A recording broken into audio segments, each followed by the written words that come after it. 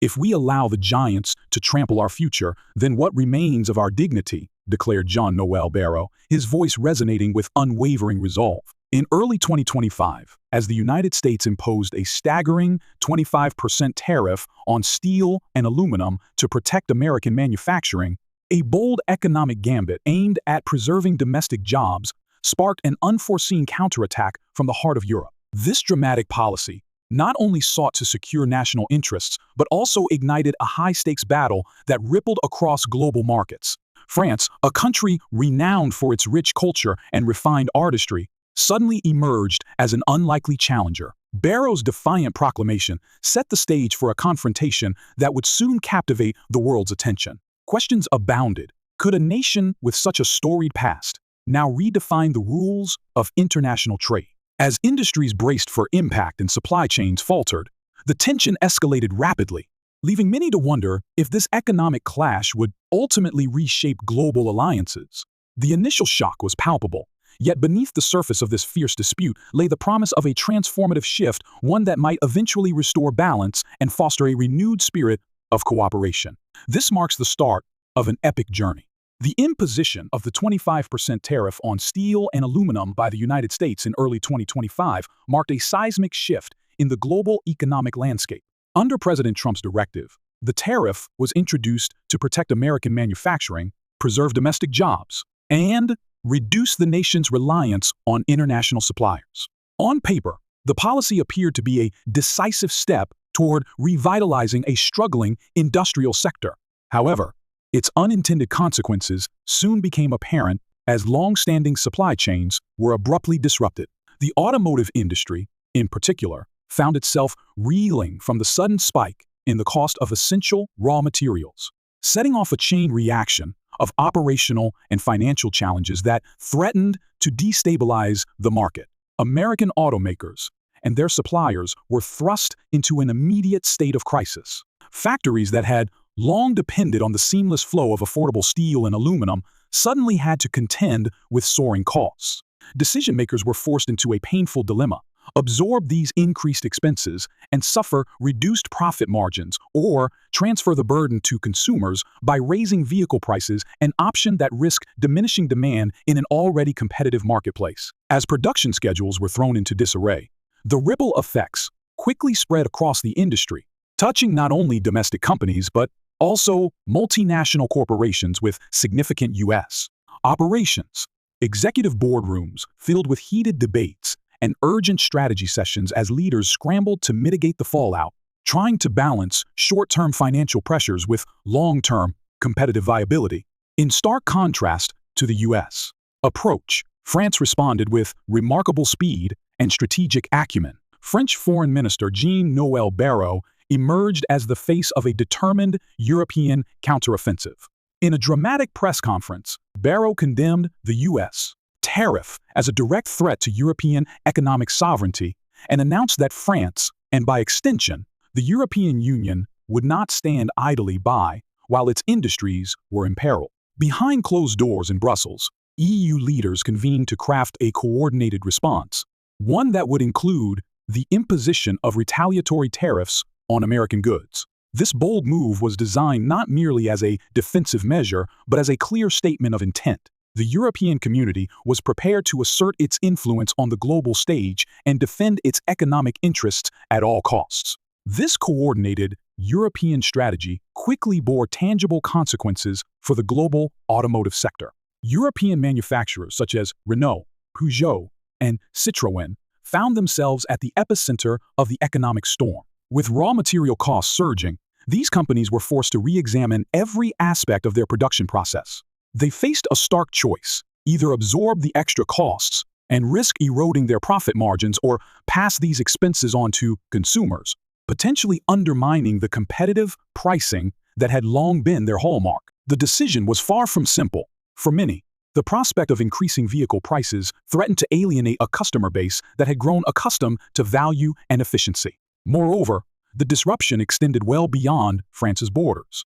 Major non-French automakers like BMW, Volkswagen, and Mercedes-Benz also experienced significant operational strain As the once reliable flow of steel and aluminum across Europe became unpredictably taxed and logistically complex, the ensuing interactions between American and European officials underscored a deep ideological rift. In high-stakes meetings and heated exchanges, American representatives maintained that the tariffs were indispensable for shielding their domestic industries from global market forces. In response, European officials, emboldened by a renewed sense of unity, argued that unilateral protectionism was a dangerous departure from the principles of free trade and international cooperation. One memorable exchange in a Brussels meeting saw an American trade envoy insist that the tariffs were a necessary defense mechanism against economic uncertainty, while his European counterpart retorted that true strength lay in collective action and the preservation of open markets. This dialogue not only highlighted the contrasting economic philosophies, but also set the stage for what could potentially become an escalating trade war, one that might irreversibly alter the contours of international commerce. Perhaps the most unexpected twist in this unfolding drama was France's strategic pivot towards China and other emerging markets. Faced with the dual threat of rising tariffs and an unpredictable global trade environment, France recognized the urgent need to diversify its economic partnerships. This shift was emblematic of a broader strategic reorientation, one that sought to reduce Europe's over-reliance on the American market. French President Emmanuel Macron's groundbreaking visit to Beijing in 2023 had already signaled the beginning of this new alliance, culminating in a series of high-level cooperation agreements across critical sectors such as automotive technology, agriculture, and aviation.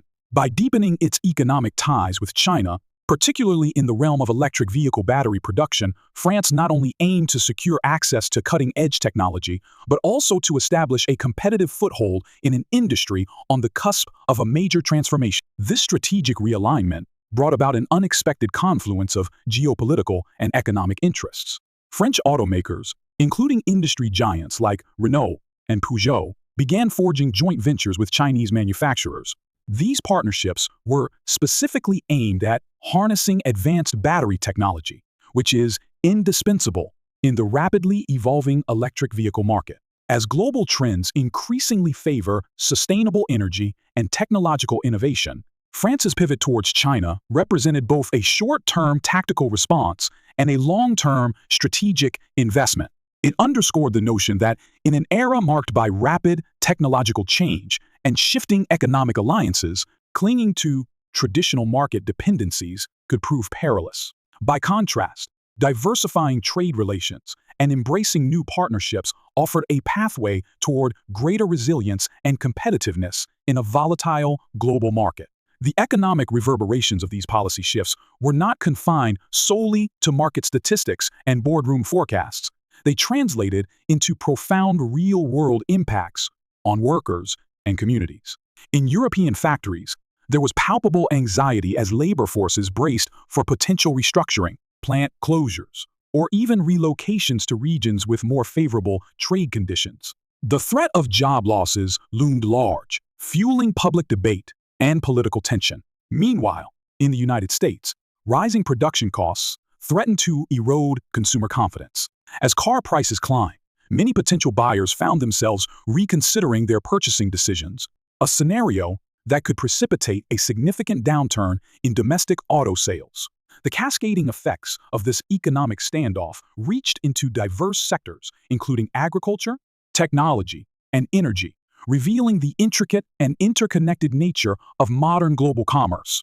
The multi-layered interactions between the United States, France, and other global players laid bare the fragility of the international economic order. While the U.S. continued to double down on its protectionist measures, French and European leaders leveraged their collective bargaining power to challenge the status quo. This tug-of-war between protectionism and free trade illuminated a broader ideological struggle, a contest between those who favored isolationist policies to safeguard national interests and those who believed in the power of international cooperation. The tension escalated further as both sides began to prepare for the possibility of an all-out trade war, with each new tariff or countermeasure adding fuel to the fire. At its core, this unfolding conflict was not merely an economic dispute, but a profound test of international resolve and adaptability. France's bold $891 million counter move was a declaration that, in the face of overwhelming pressure from one of the world's largest economies,